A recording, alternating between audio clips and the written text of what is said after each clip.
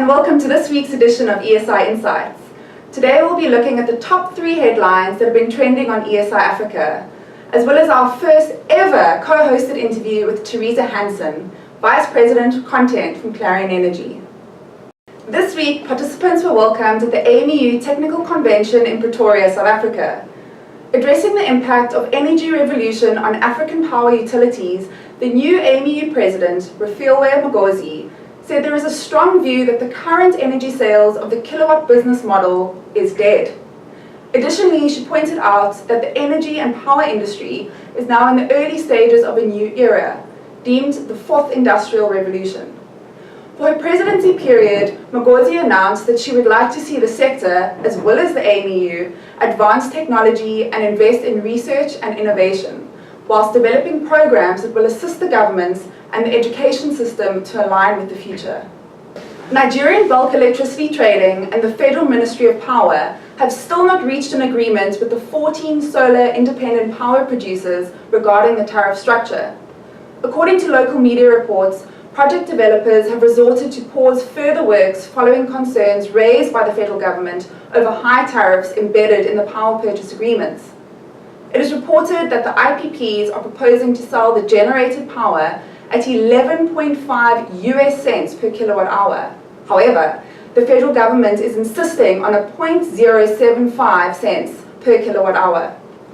Due to these tariff disagreements, NBET and the Federal Ministry of Power have extended the deadline for the long stop dates for the put-call option agreements until January 2019, after the initial extension expired in July this year. Big news in South Africa this past week was the resignation of the now former Finance Minister Nene, who handed in his resignation while under the cloche over his alleged dealings with the proposed nuclear deal and Gupta relations. Before stepping down last week, Nene told the State Capture Inquiry that former President Jacob Zuma and his cabinet approved the contentious nuclear power deal with Russia back in 2015. As the first minister to appear before the inquiry last week, Nene said that his rejection to approve the $100 billion nuclear power deal led to him being booted out as the finance minister by Zuma in December 2015. To understand how Nene ended up here, you can follow the background of the story on ESI Africa. The recent merger and acquisition of US-based power and energy group Penwell by Clarion has seen a wonderful extension to Clarion's international content family.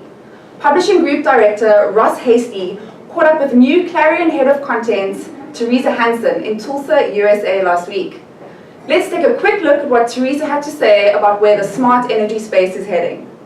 Well, I think one of the biggest trends is just digitalization. Yeah. I mean, the digital technology that's now available to utilities allows them to be more efficient, more reliant, lets them offer their customers a lot of things they couldn't offer before.